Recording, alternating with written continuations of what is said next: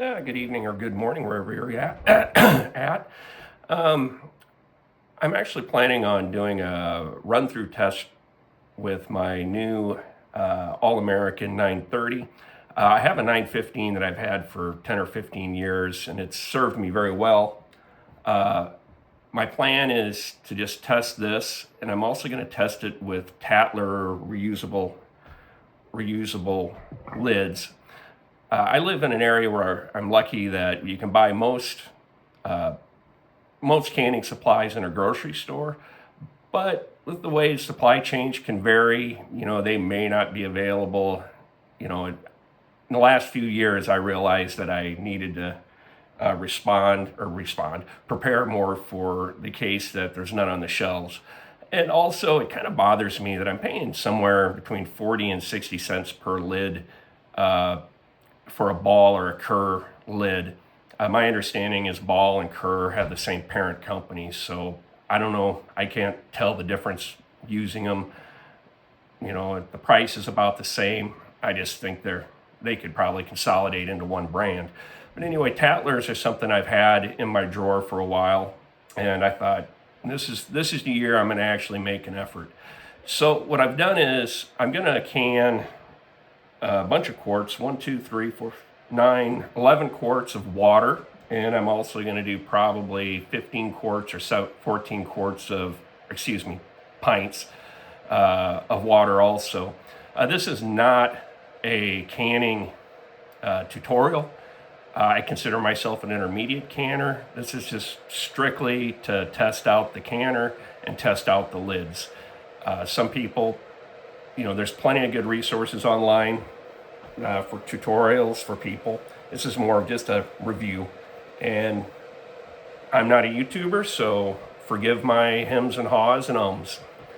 And so far, I've just pulled out my canners from the dishwasher. I live in a very small cabin, but we do have a dishwasher. I run it through the sterilization cycle every time, mainly because I have to store all my empty jars in my shop, so they have a tendency to get a little dusty and dirty, even if they're in the box. The Tattlers, in case you're not aware, they basically are these plastic lids, and they come with a reusable ring that just slides on, and then you have to provide your own ring for the jar. I only use wide mouth lids and jars because it's easier to get stuff in and out. From my reading, the Tattlers work fine, but you got to be a little more particular. So I'm probably going to go through the actual correct steps.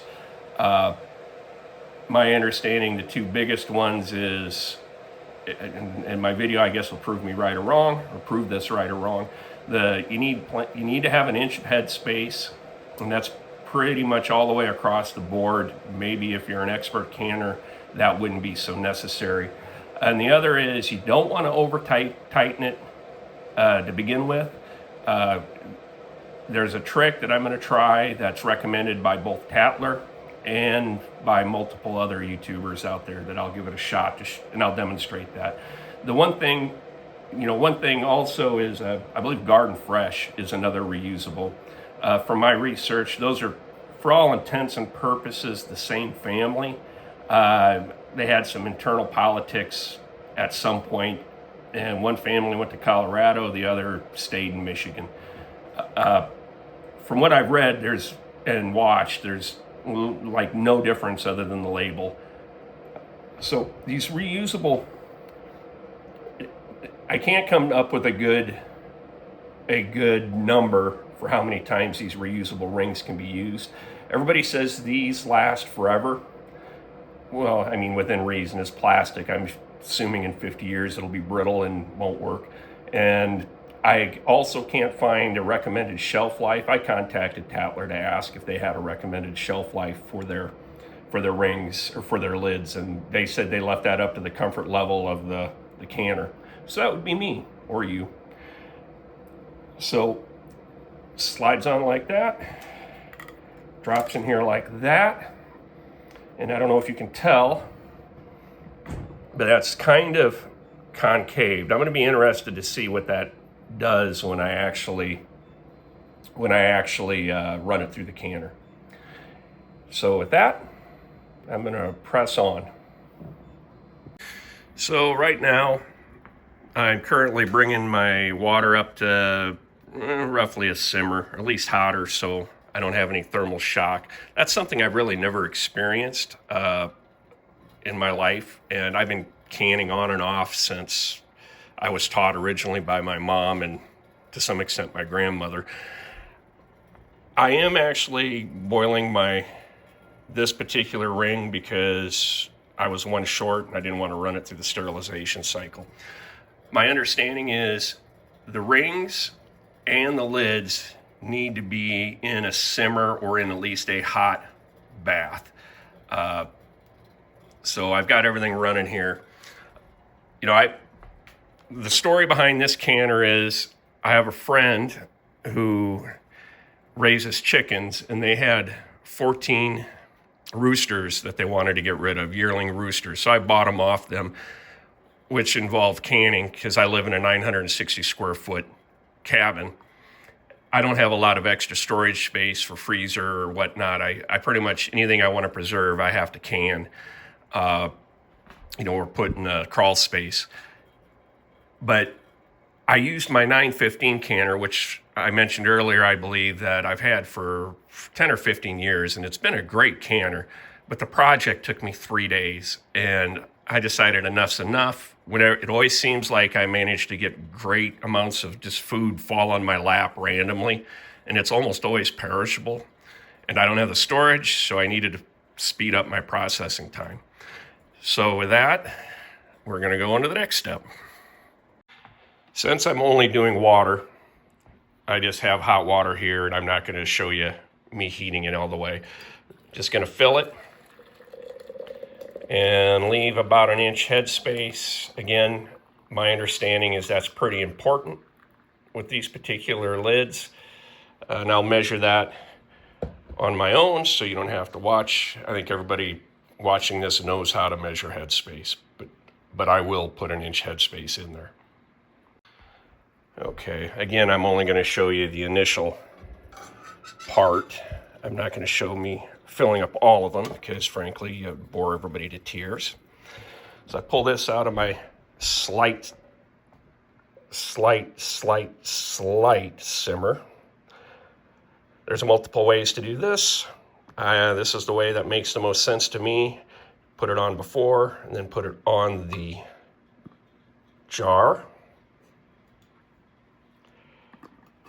And put this on. Now the trick that everybody seems to be showing is this, and I'm going to have to rearrange my camera a little to show it. The old instructions say put it finger tight, then back it off a 1/4 inch. The new instructions, and put your finger in the center, tighten it till it spins on a smooth surface. So in this case, I have it on my counter, which is not granite, that is just cheap. It's like that. So that's pretty loose. It's looser than I'm used to. So, grabbing it low here because that's looser than I'm used to. I'm going to put it in my canner. And this is the second time I've used this. The first time I tested it with a ball lid. So this is the second time. So now I'm going to fill and load it. One of the things I kind of forgot to mention is it also sounds like the Tattler lids are a little more sensitive to grease on the lip of the jar.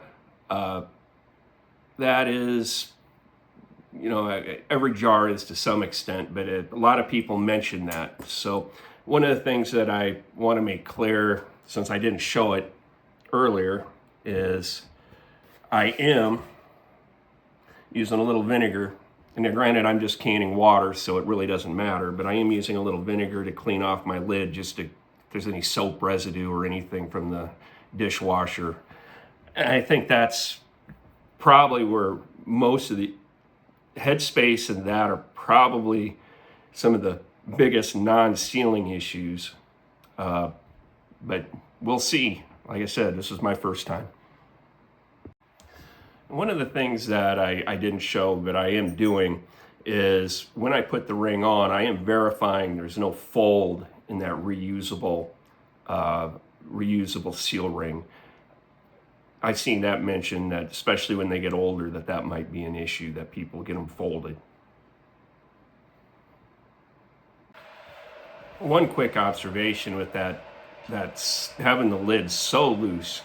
Make sure you use your jar grabber to grab lower on the bottle. The one I just put in, the ring popped off, so I obviously didn't have it tight enough. But I mean, that could be an issue. You definitely don't want to be, you may want to put something underneath there to catch it too if it drops. That would be kind of disastrous to drop scalding hot whatever, have it hit the floor and break. That particular ring that I was using, I don't know if it's a different brand. I don't know. All my jars are ball, but somewhere over the years I have picked up a couple Kerrs, which I assume were ones that friends had exchanged stuff with me or whatever. But the actual ring itself just would not engage the threads of the jar. So make sure that your rings do engage the threads of your jar. So once again, I'm going to show the method to tighten it that's recommended. So this is completely loose right now. About ready to come off. But you turn it, put your finger in the center until it spins slightly on your smooth surface, like a table or a countertop. So I was able to get 7 in there. 1, 2, 3, 4. Yeah, 7. It's a tight fit. I'm not sure. I don't own any narrow mouth jars, so I don't know if it would be a easier fit with those. According to All Americans webpage and manual, you ought to be able to fit 14 1-quart wide mouth in this canner. So now I'm going to put the tray on, and this is the part I've never actually done before. So, well, other than the lids. So you can see I've used it once and it's discolored from my first use. I think that's normal. My other canning tray is absolutely ugly looking, so it really doesn't surprise me. And I've never used a tray before. My mom and my grandmother's canners only would take 1 stack. My understanding, though, is you need to have it kind of staggered. So here's a jar, here's a jar, and this jar is right over the seam in the middle. I will make one observation. I really am not very comfortable with how loose those lids feel when you lift them.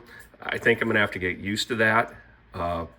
Definitely want to carry it with something underneath there so you don't, if that lid pops off, you don't drop a scalding jar of whatever.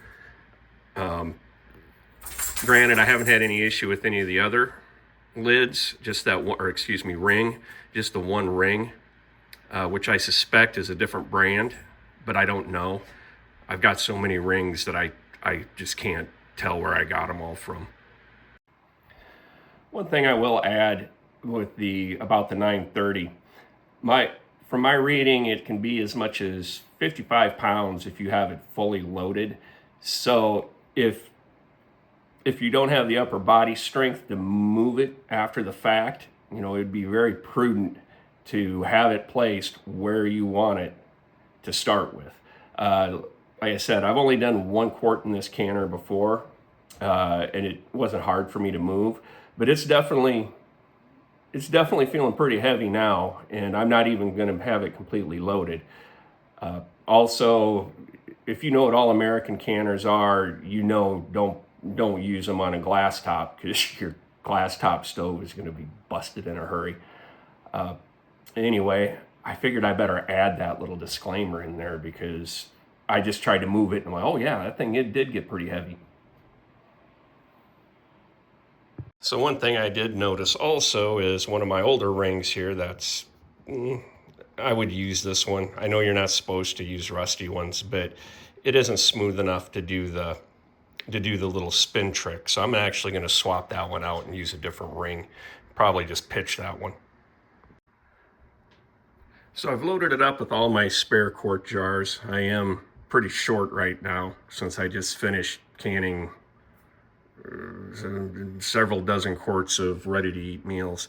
One of the things with this All-American, if you're not familiar with them, is they have this beveled edge. They don't have a rubber gasket inside, which is, I like it. The manual says to use Vaseline or olive oil to lubricate that and to lubricate the lid. I used to use Vaseline on my old one until it was broke in, and I still, when I remember to do it, I do it. But I'll be honest, it's probably been 5 years since I've even bothered. Once they get broke in, I've never had an issue with it. But since this one's new, I am actually did oil this with olive oil. I didn't have any Vaseline in the house. So there you go, I'm set. Let's see what it goes like. So with the All-American, you see there's a notch right here. And that notch coincides with an arrow. So if you slide it until they line up, there's some bayonet hooks here that connect. And then once you get that, you need to make sure you're roughly level here. See how it can tilt a little bit? You want to make sure it's level when you do your I don't even know what these are called, tightening nuts, wing nuts. I will say that on my 915, it is closer to the stovetop, and I melted one of these, or scorched it, because it was too low and there was too much heat coming around the outside of from underneath. Not an issue with the 930 since it's so tall, but something to keep in mind if you have a 915 or a shorter one. So I'm not sure this is going to show very well, but when you tighten this and you have it level, you want to grab one on each side and tighten it, kind of like you would lug nuts on a car. Don't over tighten them. Verify that your space is about right. But you don't want to torque them down too tight. You want them tight, but you don't want to torque them. Definitely don't get carried away. Now I'm going to actually try to move this thing, and it's not all the way full, but it's, pretty close. And I got to move it to center it on my burner, my canning burner. There we go, we're lined up. I'm going to hit I've had the water in there at basically it's just about a simmer. I don't usually boil. I like to keep it hot, but not so hot that it boils or bubbles. Maybe a simmer at the most. And with that, once it comes up to boil, and we'll start venting steam, and I'll come back at that point. So you don't want to put your rocker on right away or your weight, because it needs to purge all the air from inside the canner. It adds 10 minutes to the process, but I think it's definitely worth it to keep from siphoning. Otherwise, you end up with siphoning issues, and you don't want to over pressurize it.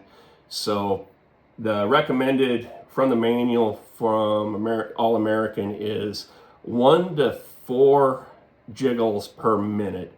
And on my particular stove, and it's a new stove, and I'm not really used to it yet, but that is really very difficult to do. The only one I can really make it work on is that center heating burner. So usually what I do is I'll bring it up to temperature. With my 915, I would bring that up to temperature on my big burner, and then once it starts venting, then I would just move the whole canner onto that center one. This one here, I don't think I'm going to be able to do that when it's fully loaded. I think I got to put it on that center heating burner, the oblong one, as opposed to the round ones. We're going to find out. It works fine with my 915. It worked fine when I tried it on the 930. I'm assuming it's going to work just fine here. But something to keep in mind is, you don't want it on a burner that you can't get it low enough to get under that 4 times per minute jiggle. Otherwise, you're going to have siphoning, and that's just a fact of life. Trust me, I know that as a fact. So one note that I forgot to mention, and I'll edit this back into the beginning, but you do need 2 to 3 inches of water in the bottom of the All-American. And I think that's standard all the way across their line. I know it's the same as my 915. The 930 says the same thing. I just want to make sure, obviously you're going to want to read the manual, read your manual. Don't ruin your outrageously expensive canner. And it would be dangerous too. So I did have my water up to simmer before I moved it onto that center burner, but even on high, that's taken a long time. I wish it was lighter. Well, I say that now, I wish it was lighter, but when I'm doing a big project, I'm going to be happy for the capacity. I wish it was easier to move off one of my hotter burners onto the less BTU burner in the middle, because even though I had it simmering, just a little below simmering, it's still taken a while to actually get it boiling enough where steam starts venting. And again, you want that steam, you want it to have a good boil in there to vent the air that's in the canner before you put your weight on. Just an observation. If I can lift it. My issue is that I've got everything all snugged in there. I'm worried that I'm going to break something or shift everything when I move it because it's so heavy. The 515, I could just, that's only one stack. Just grab it, kind of move it over. My mom would not have been able to do that.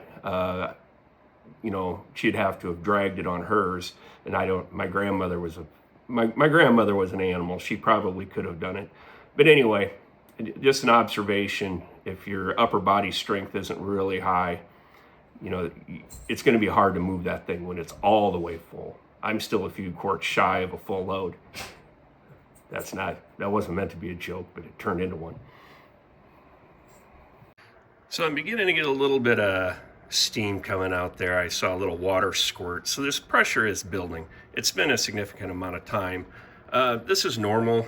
It's been normal on my 915, normal on my friend's 921, and it's just normal.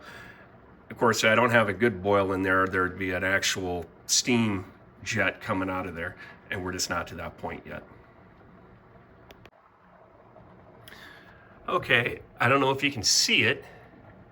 There is a jet of steam, and at this point, I'm going to set my timer for 10 minutes to let that all vent. It's kind of obnoxious to have to do that at the beginning and the end, so I'm going to actually process these jars for 90 minutes, even though they're just water. But you add 10 minutes once you're up to boil to the beginning, and then you 30 minutes at the end to let things naturally cool off, which is part of the reason I wanted a bigger canner, because frankly, the processing that amount gets to be a lot of work. Anyway, I'm going to start the timer now for 10 minutes. Okay, it's been 10 minutes, and I don't know if you can see it on that gray background, but it's pretty consistently blowing steam. So the next step is to put our weight on. And at my altitude, pretty much everything, there's a few exceptions, but most of it's 10 pounds. If you've never used one of these before, there's 5 pounds, 10 pounds, 15 pounds. I'm expecting people to watch this to either want Tattler lids or this particular canner. But anyway, I'm going to do it, since this is a dry run, I'm going to actually do it at 10 pounds just like I normally would, and then I'm going to do it for 90 minutes. So here we go. Let me try to do this without scalding myself, which is kind of harder than you'd think. So now I currently have my stove on high, and I'll just be upfront on this that a lot of people tell you where to put your temperature for your burners. Every stove I've ever had, the burners are different. The only way you're going to figure that out is to can and practice and see where you need to be set. This particular one, I start off on high till it does its first jiggle, and then I crank it down a quarter as the contents heat up, and this varies based on what I have in there. If I do everything cold, it takes longer, to get where you need to be. But I do it about a half. So from here, I would go down about halfway between high and medium, then to medium, then halfway between medium and low. And usually towards the end, it's about a little above low. We'll keep it at the correct pressure. As long as I'm talking about this, waiting for that first jiggle, and I'm not going to sit here and watch this gauge. With the All-American, this rocker with the weight is the accurate measurement of your pressure. This gives you a rough idea of your pressure. You don't need to get this calibrated, but you also don't want to trust it as much either. Only trust your weight. And basically, you've got two places here where if there's an emergency, will vent. You have your actual rocker, and then if you can see it in the back, there's a little rubber plug. And I don't know what temperature that gives out at, but if this ever gets plugged, that is going to go. And of course, enough pressure, I imagine this would go too. But anyway, this is only for your reference. It's not the be-all and end-all. As a matter of fact, mine usually runs about 12 pounds when I've got the 10-pound weight on it, but it's not critical as long as your weight's there and you've checked to make sure that you've got good flow, which is something I probably should have demonstrated. But usually, and I've never put food through this canner, so it's not that important. But with my other canner, I run a pipe cleaner through there, or a big paper clip, just to make sure it's clear. Then I look at the light to make sure I see daylight through that little tiny nipple. Okay, we're up to pressure now. It's already jiggled once. I'm going to just leave it here till it does a second jiggle. And like I mentioned earlier, every stove is different, so you need to know. Okay, so I'm going to set that for 90 minutes.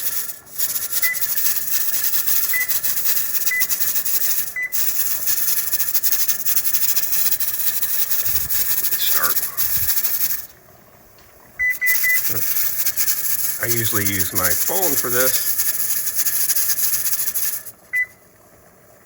There we go. But like I mentioned before, all these burners in every stove is different. This is so heavy, fully loaded. I wish I could put it here on my higher BTU burner and then move it over once it's up to pressure. But I might try that later, but not now, since I'm just testing. Something to keep in mind. Now I will shortly turn the temperature down to slow my rock to the 1 to 4. You definitely don't want that to run all the time. That's not a good thing.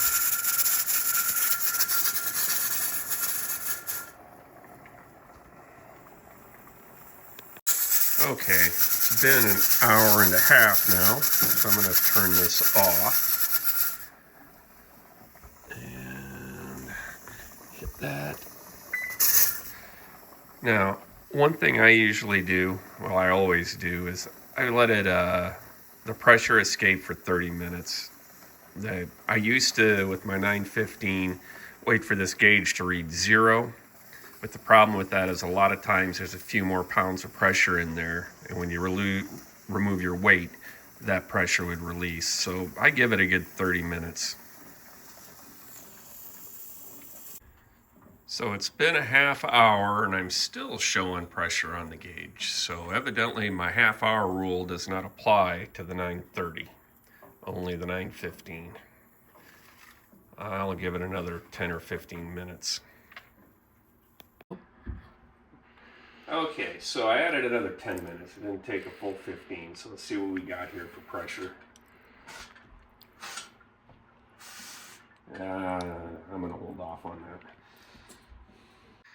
Okay, since I still had pressure at 30 minutes, I added another 10 minutes on, or 15 minutes on. I tried it at 10 minutes and there was still pressure in there, even though the gauge read 0.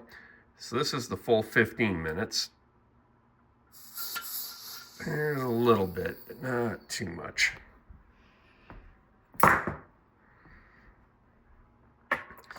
So now, now that we're down to 0, we remove the weight, give it a little bit of time to vent that last little bit.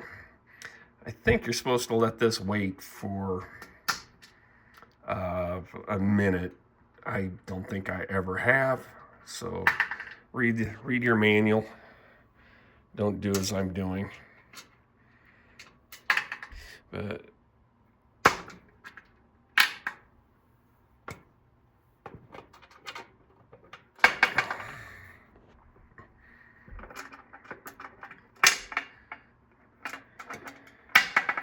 okay. Twist counterclockwise. Open it away from you. And there's my jars.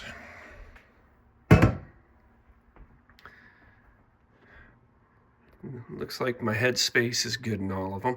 So the next step is to actually take them out and let them sit for 5 minutes. I believe it's 5 to 7, but 5 minutes is sticking in my head. So I'm going to take them out, and then in order I took them out, I'm going to do the final step, which is, well, I guess technically the final step. The final step being remove the rings. But in this case, the second to final step is to tighten everything down after they've been out for 5 minutes.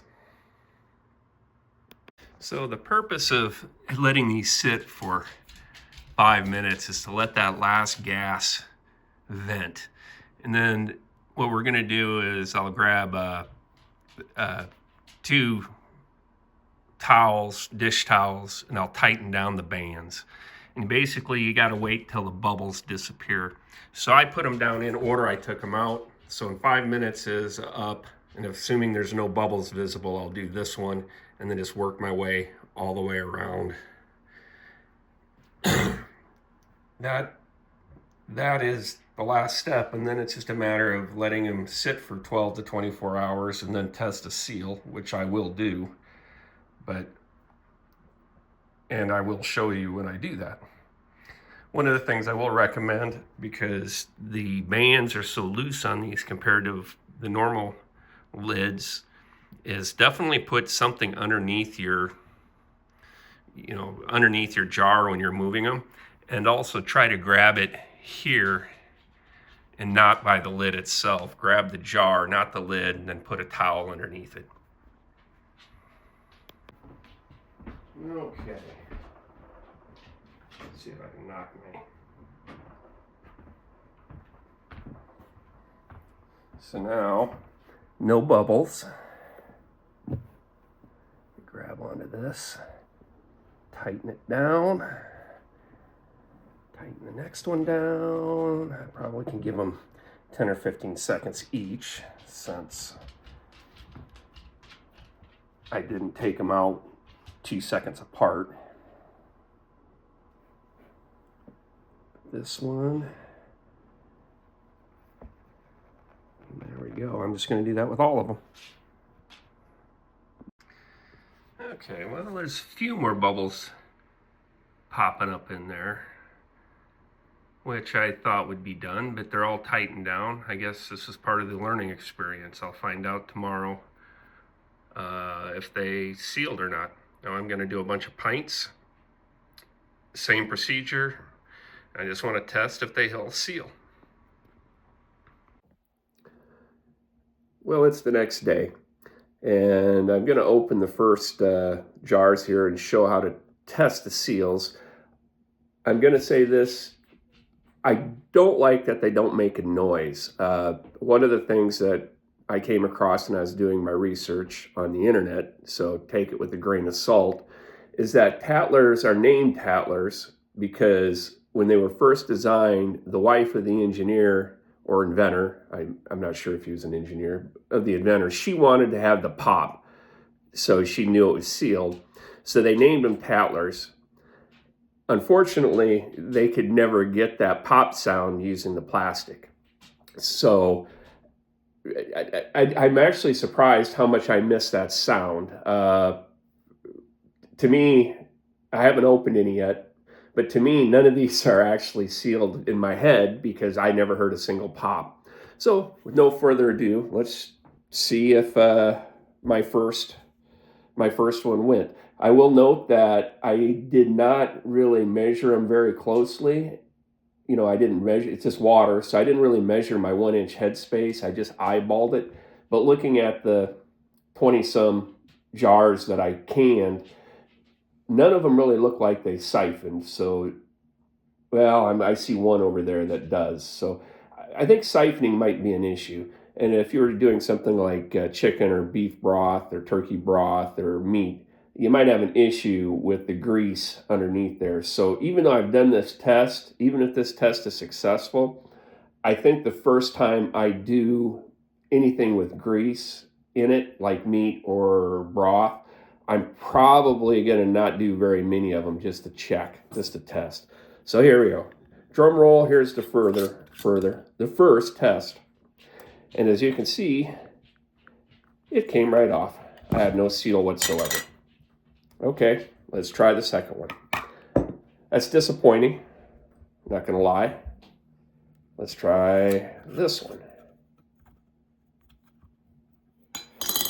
Well, that one at least didn't come off. So the test, since you don't have any marker up here, there's no dot, just looking, you can't tap it and really tell. You have to take and pick it up about 1 inch, which is something I do with my metal lids anyway.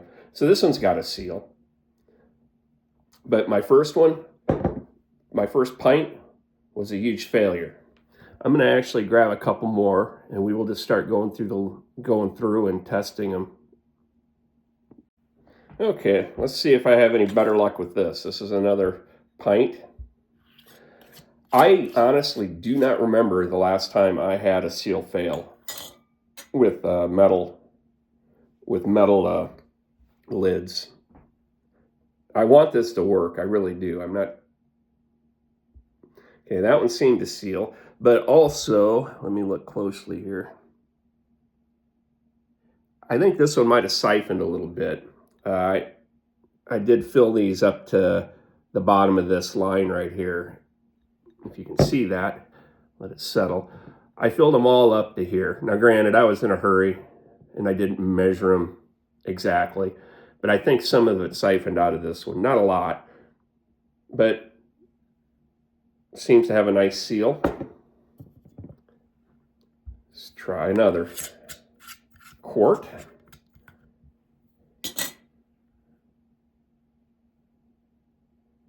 That one's sealed. And I think that one might have siphoned a little too. I wish I should have measured this. I just was, to be honest, I thought it was water. It wasn't going to be a big idea, but I think that one siphoned a little bit too. I think I usually fill them up to about there where my thumbnail is at. So I think this one siphoned a little also, which, for water doesn't matter. And I mentioned earlier that headspace is a big deal with these lids. You don't want to have a 1/2 inch headspace because they're so loose between siphoning and then getting stuff along your seal. It's just too easy to do. So I'm gonna go ahead and open the rest, and then I'll come back and I'll give you the final tally of how many failures I had as a percentage.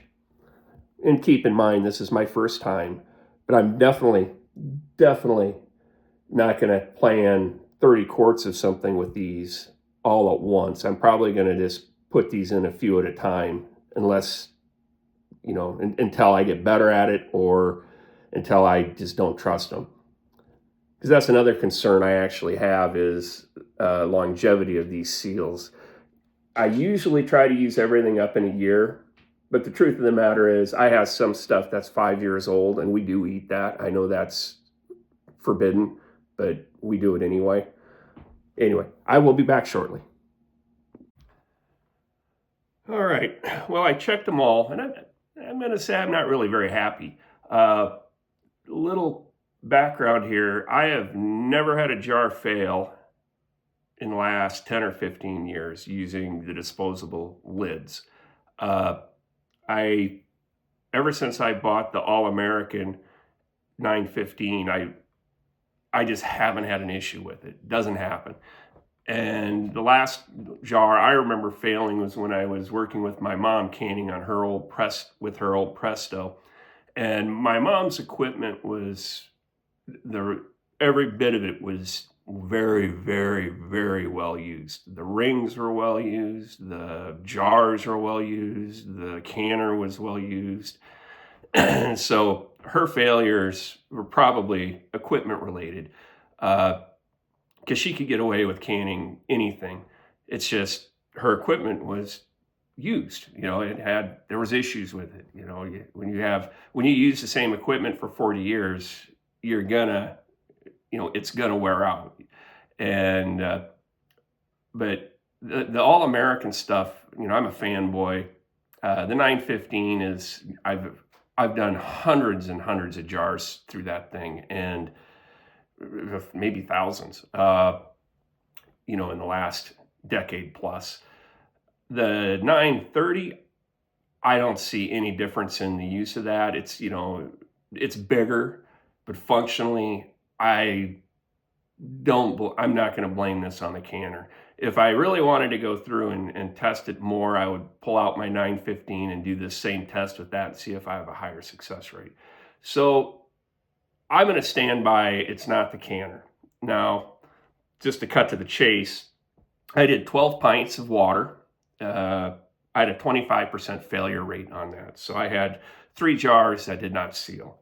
The quarts, I did 11 quarts, and I had 1 failure, so that's 9% failure rate. That's a pretty small number. Who knows, if I was doing a project where I was canning 50 quarts, maybe that number would go down. I'll be honest, I don't think so, though. Either the equipment's too good and I have no skill, or the equipment's good, I have skill, and that's why I haven't seen any issues in 10 or 15 years, or I'm just not capable of changing my mindset on how to do the canning with these Tattlers. Now, if I inspected everything off screen and I looked at the seals and all that, and they were centered, they weren't folded, they looked good, they just didn't seal. So I think where I probably fell down, and this is human error. My thing is, I don't think it's human error that I can get rid of. I think it comes down to when you do the initial tightening, where you spin it or you go till it's finger tight and back it off a 1/4 inch. Both are instructions that are offered on their website and from other canners that probably have more experience than me even. That might be an issue. Maybe I had them too tight. Maybe I didn't have them tight enough. The thing is, there's variation there. And I don't know how you get it perfect. At the end of the day, it's just trial and error and practice. And I don't think you can remove that variable. I think you're always going to have a higher failure rate just based on that. And then the second part is you got to wait for after you pull them out, you have to wait 5 minutes to 8 minutes for the bubbles to dissipate from within the jars before you do that final torque down. I kind of got an issue with that on a science level. And the reason I say that is because there's no guarantee that while it's doing that last bit of venting before you tighten it down, that bacteria or other contaminants could backflow into the jar. And I'll be honest, I don't like that. Maybe I'm overly worried, but I'm guessing that if I was to put an actual organic material and put it on a shelf with these lids for a year, I would have a significant higher level of mold or spoilage over that course of time, because I don't think it's as sterile as the single-use lids. And that's another thing. I've never had a shelf spoilage for anything I've canned in at least 10 or 15 years. So, and I'm not saying I'm that good, but the equipment has improved so much, and the the equipment, the lids, they're so much better than they used to be for the single use. And I know that, it's technology marches on, but I'm not sure. I was kind of disappointed with this, and I'll probably do some more practice with these just to verify. But I will say that. Oh yeah, and one other thing is, in the quart jars, 4 of those 11 had obvious siphoning. So, that's the other thing, is you've got to have that 1-inch headspace. Maybe since I eyeballed it, I might be off on that too, but I don't know. I don't think so. But I did have siphoning, and 4 siphoned, obviously. Now, I think what I'm going to do going forward, I'm not going to do a big project where I do 20 or 30 quarts with something that I've done a lot of work on. I think what I might do is like 5 or 6 Tattler lid jars per big batch, just to make sure I don't have so much stuff that fails that we can't eat it, in short order. That was my wife's first thing. He says, "Man, I don't want to eat 6, 7 quarts of something when you're doing one of these big projects. I don't mind one, but," she goes, "and when it's fresh, when you're cooking it, I'd rather have it fresh, not out of a jar." So I think going forward, I'll maybe do, one small load with Tattlers, and if those fail, then we'll eat them, but eat it up shortly. But that's it. All in all, I love the idea. I would be lying if I said I wasn't disappointed. I am not going to discount them totally. I'm going to keep them in the loop, the Tattlers. But my original plan was to convert totally to them, because I don't want to spend the money on one single-use lids. Who knows though? If you can't buy the single-use lids, well, guess what? I'm going to use the Tattlers. If there's a supply chain thing or something, whatever else comes down the pike. But I don't believe they're ever going to be able to be my primary, just because the failure rate's too high. And your mileage may vary. I'm not saying I'm the best canner in the world, and I'm not saying I have the best equipment in the world. But at the end of the day, I believe canning is a science, not an art. I believe what you put in the jar is science and art. It's just like being a cook. There's science involved in it, and there's art. But the actual process of canning is science. And the problem with the Tattlers is they've introduced a new level of art with the whole loose, tight, the extra steps there that aren't, they're not something that you can standardize. You can say standardized words, but your finger tight and my finger tight are 2 different things. The workaround on that, the spinning on the smooth surface, that helps, I'm sure, but that doesn't fix everything either. Just honestly, I was not expecting this high of a failure rate for just water. I would expect that from maybe broth or stew or meat. But water, I thought I was going to get 100% out of that. And then I thought I might get a few that don't seal when I do something that's got grease in it or something like that. And I don't want to be too down on these, because I do love the concept and I do plan on using them, and they're definitely going to be in my repertoire as a backup. And like I said, I will have some on the shelf, but I am not going to spend 3 days on a project and do a 50 quarts or something, and then have it, have this failure rate. I'm just not going to do that. Uh, I will note though that the pints I thought had an outrageous failure rate, but I hardly ever can pints. I don't like pints. I do meals usually, or I don't do pints. It's just something I generally don't do, at least not in a pressure canner. So that doesn't really bother me. One of the other things, just to wrap it up, that I I kind of knew it was going to annoy me, but I just didn't realize how much. Is you can't look at the lid and tell if it's sealed or not. If you just look at the top, you don't have that nice little button. You got to do the gravity test, which I do with my regular canning, with my old disposable canning lids also. But I miss that pop, and I miss looking at it and seeing that it's sealed. And I was surprised.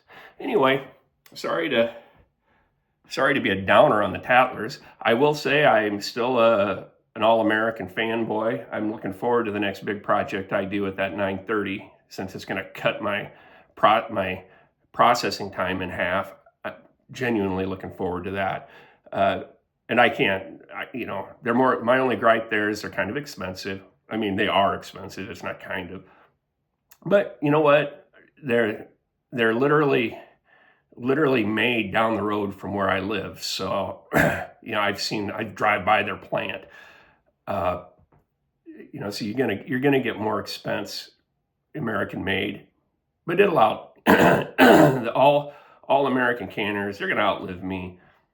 The one has so many miles on and so many jars through. Yeah, it's you can tell it's been used, but functionally, thing's still solid as the day it came off the assembly line. So I can't say enough good thing about all American. And the Tattlers. Anyway, everybody have a great day, and be safe.